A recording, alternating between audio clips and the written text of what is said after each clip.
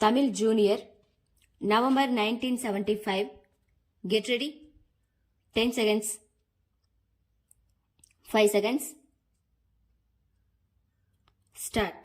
மாண்புமிகு மேலவை தலைவர் அவர்களே, முதல் துணை மதிப்பீட்டின் அடிப்படையில் மேலவையில் எதிர்க்கட்சி தலைவர் அவர்களும் மற்ற கட்சி தலைவர்களும் உறுப்பினர்களும் தங்களுடைய கருத்துக்களை விரிவாக எடுத்து கூறியிருக்கிறார்கள். பொதுவாக இன்று அதிகமாக பேசப்பட்ட விவகாரம் அண்மையில் அறிவிக்கப்பட்ட ஊதிய உயர்வுகளை பற்றியதாகும். ஏற்கனவே இரண்டாவது சம்பள குழுவின் சார்பில் அறிவிக்கப்பட்ட பரிந்துரைகளையொட்டி ரூபாய் 22 கோடிக்கு மேல் அரசாங்க அலுவலர்களுக்கு அரசு ஊதிய உயர்வு அளித்ததை பற்றியதாகும். இரண்டாவது ஊதிய குழு தன்னுடைய பரிந்துரைகளை செய்ததையும் நாட்டில் அனைவரும் வெகுவாக வரவேற்றதையும் இந்த அவையில் உள்ள மாண்புமிகு உறுப்பினர்கள் நன்றாக அறிவார்கள்.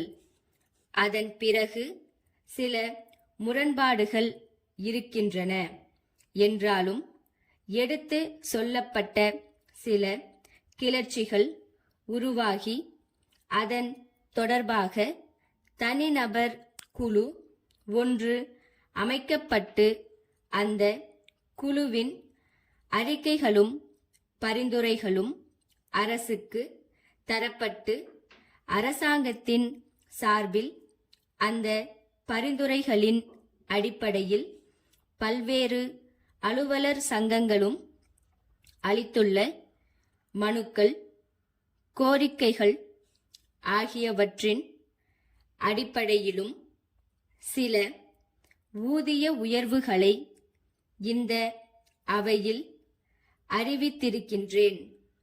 இங்கே பேசிய உறுப்பினர்கள் எல்லாம் தனிநபர் குழு சரியாக இயங்கவில்லை என்ற கருத்தையும் இன்னொரு குழு அமைக்க வேண்டும் என்கிற கருத்தையும் வெளிப்படையாக இங்கே சொல்லிவிட்டார்கள்.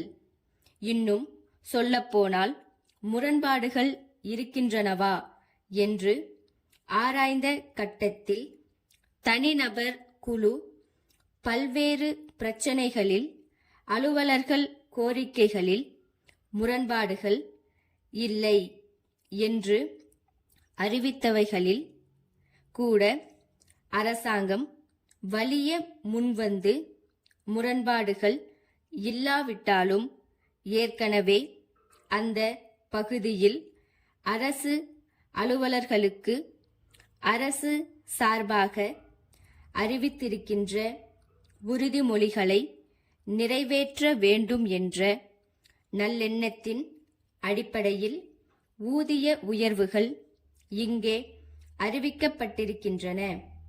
அதிலும் அதிருப்தி இருப்பதாக இங்கே பேசப்பட்டது. வேடிக்கை என்னவென்றால் பத்திரிகைகளில் அதிருப்தியை தாங்கி அறிக்கைகள் வருகின்றன. ஆனால் அதன் தொடர்பாக அலுவலர் சங்க தலைவரும் செயலாளரும் என்னை சந்தித்து மாலையிட்டு நன்றி தெரிவித்து விட்டு போகிறார்கள். மற்ற மாநிலங்களை விட நாம் அதிகமாக ஊதியத்தை வழங்கி வருகிறோம். சென்னை தொழில் முன்னேற்ற நிறுவன அபிவிருத்தி அதிகாரியிடமிருந்து பொன்னேரி தொழில் வளர்ச்சி கூட்டுறவு சங்க செயலாளருக்கு எழுதிய கடிதம். அன்புடையீர், தங்கள் கடிதம் கிடைக்கப் பெற்றோம். தங்களுடைய கடிதத்தில் கோரியிருந்த விவரங்களும் தொழில் தொடங்க பெறுவதற்கான தகுதிகளும் வருமாறு தொழிலில் பின்தங்கிய பகுதிகளில் எதிலேனும் தாங்கள் தொழில் தொடங்கும் நோக்கம் கொண்டிருப்பின் நிதி உதவியுடன் பல்வேறு சலுகைகளும் தங்களுக்கு கிடைக்கும். எந்த ஒரு தொழில் திட்டத்திற்கும் நிதி உதவி அளிப்பதற்கு முன்னர் அத்திட்டம் பற்றிய தொழில்நுட்ப வர்த்தக ரீதியான சாத்தியக்கூறுகள் பற்றி எங்களால் மதிப்பீடு செய்யப்படும். அத்திட்டத்தின் மூலம் கிடைக்கக்கூடிய வேலை வாய்ப்புகள், துணை தொழில் சாத்தியக்கூறுகள் ஆகியவைகளும் கவனத்தில் கொள்ளப்படுகிறது. கடன்கள் திருப்பிக் கொடுக்கும் வரை தொழில் நிலையத்தை ஆய்வு செய்ய எங்களுக்கு உரிமை உண்டு.